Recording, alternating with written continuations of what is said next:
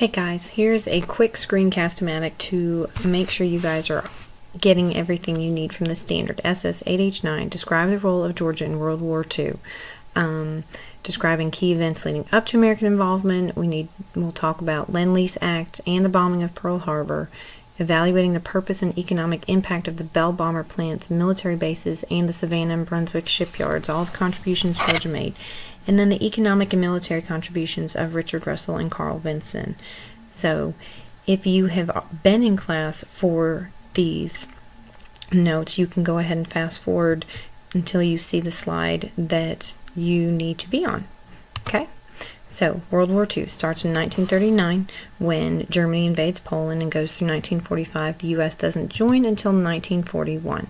This all happens in Europe because of the rise of dictators and expansion and invasion. These dictators here wanted to take over more and more control. Adolf Hitler from Germany, after World War I, they took so much blame for the war.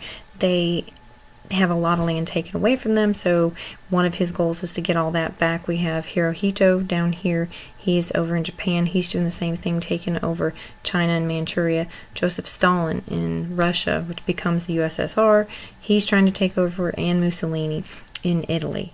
So this leads to lots of tensions and eventual war, and we have the Axis powers, Japan, Germany, and Italy. We have the Allied powers, originally Great Britain and France. Then eventually the U.S. joins, and Soviet Union is kind of the odd duck. They start as an Axis power because of Stalin, and when Germany tries to attack them, when Hitler goes after the Soviet Union, they flip and become part of the Allied powers. Okay, so that explained why Europe why they developed into a World War II. It's a nice, fastest way to put that. And there are two separate reasons as to why America joined World War II. The first being the Lend-Lease Act. This was when we were trying to stay neutral. We didn't want to be a part of the war in Europe. It wasn't our problem, not our issue. However, we weren't really being neutral. We were lending, allowing the Great Britain to borrow things and leasing things to them, allowing them to rent war supplies such as ammunition, weapons, tanks, you name it, uniforms. If they needed it, we lent it to them or leased it to them. However, we didn't do any of this with the Axis power, so that made them very upset. We weren't being neutral. We were clearly picking one side and trying to help the Allied powers. Because they were so upset, this leads to Pearl Harbor. We were in the midst of peace talks with Japan when they attacked on December 7th, 1941. Surprise attack early in the morning. Most of the men there were still in bed or maybe going to breakfast at the chow hall, and the radar picked up the planes, but this is back when radar was brand new and they weren't sure that it was correct and weren't expecting any kind of an attack because Japan was 4,000 miles away from Hawaii, so it was completely unexpected. It was a devastating attack. They sunk battleships, destroyers, killed over 2,000 people that morning, and because of this, the United States joins World War II. They attack us on December 7th. On December 8th, FDR, who was the president at the time, asked Congress to declare war on Japan, which we do, and then Germany turns and declares war on us, and then within 3 days we have declared war on Germany as well. So that is why we joined the war, the United States of America. Georgia has many contributions that they make to the war effort. Soldiers, always send men over there. Supplies, think about all the industry we have, making all sorts of different stuff. Planes, Liberty ships, and military bases. Again, with the military bases, very important. Have to train the men to know how to go over there and fight so they can be successful. Our first Bell bomber plant. It's a factory located in Marietta, Georgia.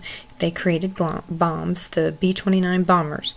It is now the Lockheed plant, but they helped make Georgia more industrial, employed 28,000 Georgians. So think of all those jobs, all those unemployed people from the Great Depression, all these people looking for work. Well, here it is, right here. This definitely helps take Georgia out of the Great Depression. People are making money, so people are spending money. Our economy continues to increase, and we're making planes for the war effort, so we're helping win the war. We also have shipyards. They are used to build Liberty ships that are used in World War II. Again, employs thousands of Georgians, brings more industry into Georgia, and helps take Georgia out of the Great Depression. Remember, everything we learned this year, how did it impact Georgia? These two things, they help take Georgia out of the Great Depression, okay? The military bases, very important. We talked about they train people. Without the training, they can't go win a war. They're just not possible. So here in Georgia, we have Fort Benning, Fort Gordon, Hunter Airfield, Glencoe Naval Station, Fort McPherson, and Fort Gillem. These not only trained soldiers, they provided supplies, they held prisoners of war, and even had some hospitals where they would take care of them. Right? Of the two important people that you're learning about in this unit, the first one is Richard Russell. He was a Georgia governor and a U.S. senator. He worked to bring over a dozen military bases to the state. Think about that last slide, about all the importance, all the great things that come from military bases, jobs for people in those towns, trained soldiers, money coming into the economy. All of that helps Georgia, and Richard Russell is responsible for that. We had more military bases than any other state on the eastern coast. That's huge, guys, absolutely huge. So, very important man, Richard Russell, brings military bases, and so he's bringing jobs and resources to Georgia. Okay. Then we have Carl Vinson. If you remember, 2 is also V.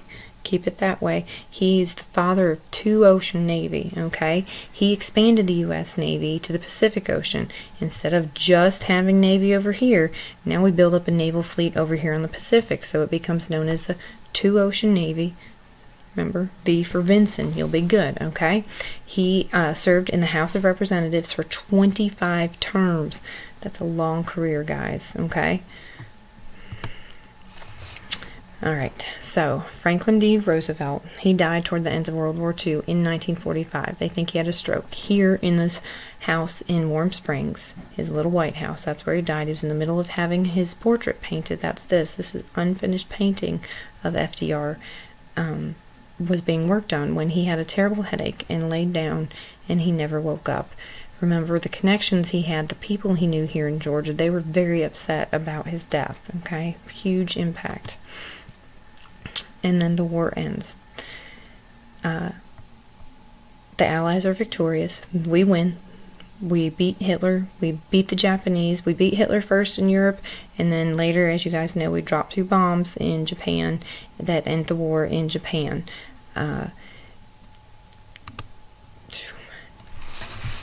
We also learn about the Holocaust at that point, because there have been stories, there have been tales told that soldiers talked about but never knew for sure.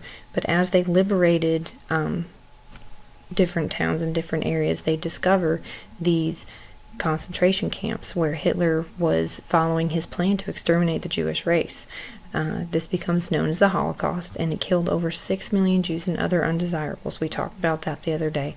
Gypsies, homosexuals, anybody with any kind of disability, physical or mental, anybody that Hitler did not see as a perfect Aryan, he wanted them destroyed. So the Allies liberate what is left of them in 1945 when they make it to Germany and Berlin. So this is Europe after World War II. All the victors come in and split up. Germany gets punished again because they caused this one, and that is your quick version of World War II for Georgia Studies.